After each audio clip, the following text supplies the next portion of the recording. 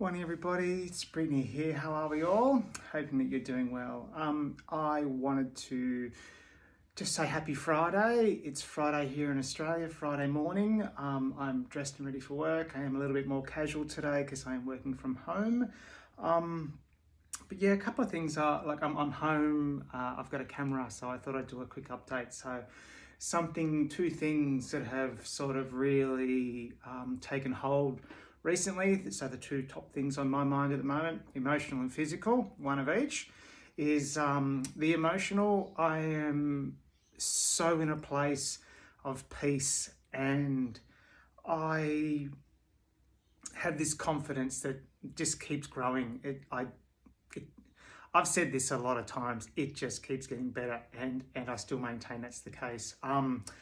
I was at work all week, but yesterday, I think just the outfit I had on, I had like a little blue, navy blue pencil skirt, above the knee skirt, and a little fitted white polka dot top on. You've probably seen it in previous photos, and just some heels, and I just felt fierce. I felt so powerful, and I found myself like strutting along, like really owning the space that I was in, and it just felt wonderful. And I bumped into a friend for coffee. Well, I didn't bump into, I arranged a coffee date with a friend, an old colleague of mine, and he was like, wow, like I haven't seen you for quite a while. It's probably been maybe a couple of months, and things have really happened in the last couple of months, and I'll get to the physical in a moment. But so the weather's really warmed up here too in Sydney, so I'm not wearing like my suit jackets. I'm definitely not wearing coats.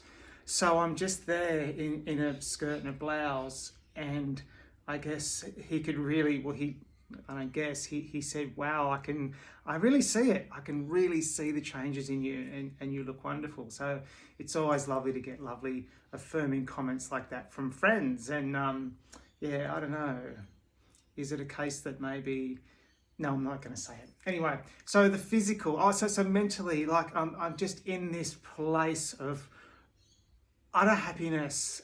And, I've documented many times around the whole monthly cycle, the ups and the downs. And so I've just come out of mine for this month.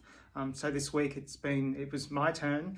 And I made a conscious decision at the start of this week to not let it really get me down, and to start to say, well, you're just a woman, so just deal with it. Like, this is going to keep happening, so just deal with it. So I did, and I'm actually proud of myself that I managed to still get through the week, which I would have anyway, but in a more positive frame of mind. So it allowed me to still get things done that I needed to get done, and I didn't allow myself to go to that dark and scary place. So that was a really good one. And I just said to my wife this morning, I'm just feeling, like it's 13 plus months now, I'm just feeling so happy and proud of myself. I am proud of what I've achieved. And I think that's a really good thing.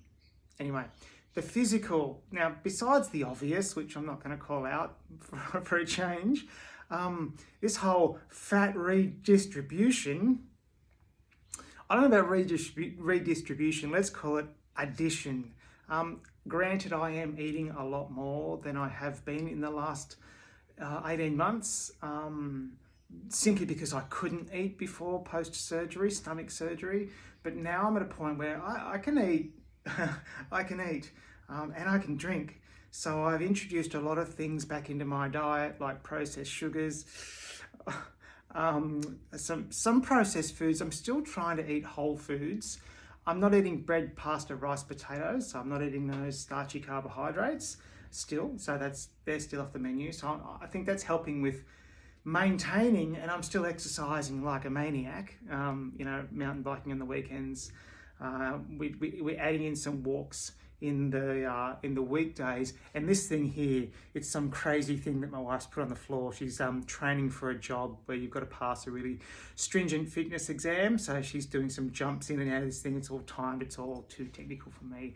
But trying to do some core exercises. So I've put this skirt on for the first time. I haven't worn this skirt for a while, and it's just a little bit snug around the waist. So it just tells me I've got to think about what I'm putting in my mouth, food, don't be silly, and I've got to think about my exercise and the type of exercises that I'm doing. So yeah, that's the physical. I've probably put on about 10 kilos, and I was at a point there where I was so focused on my weight and so paranoid about it. And that was when I wasn't eating for days at a time, and it was not a good place to be. So I'm not there, which is good, but I've got to make sure I find the balance so I don't go back and put on all that weight that I lost.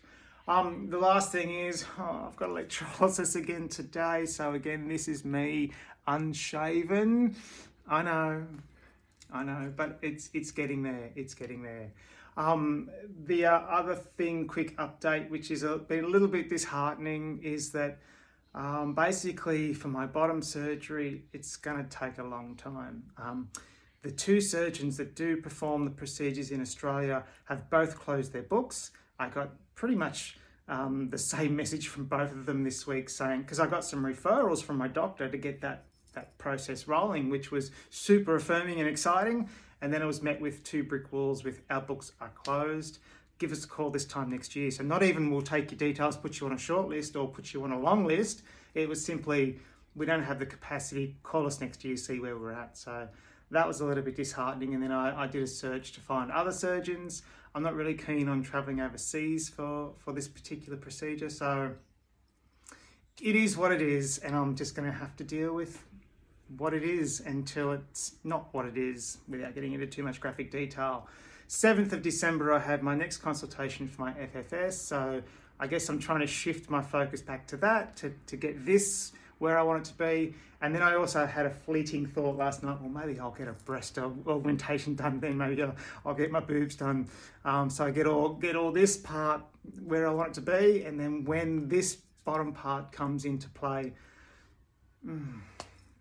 it's if you're a trans person, I won't say girl, if you're a trans person, you know, and it's kind of weird too. Sorry to keep, I didn't mean to make this video this long, but we talk about dysphoria and we talk about the things that aren't aligned with how we feel. Well, I feel the way I look now, I don't have that much dysphoria. I still got face stuff, which I'm correcting. So I guess I've got a plan to resolve that. But there's other things, my body, I'm pretty happy, right? So the dysphoria I once had about certain features of my entire body, face, etc., have really eased. And it seems to be that all now migrating, or the dysphoria is migrating to one particular area. And I'll give you 3 guesses what that is. So interesting to see what happens moving forward. But, you know, if it keeps going this way, the progesterone I think it's working wonders for me.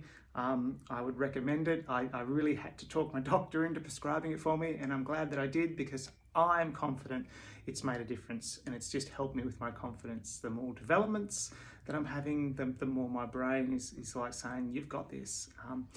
So yeah, all right. Last point, I promise, be kind to each other, be kind to others. There's so much hate in this world, and it's just totally unnecessary. So we can change things one person at a time, one interaction at a time, but it starts with being kind to you. So make sure you're looking after yourself.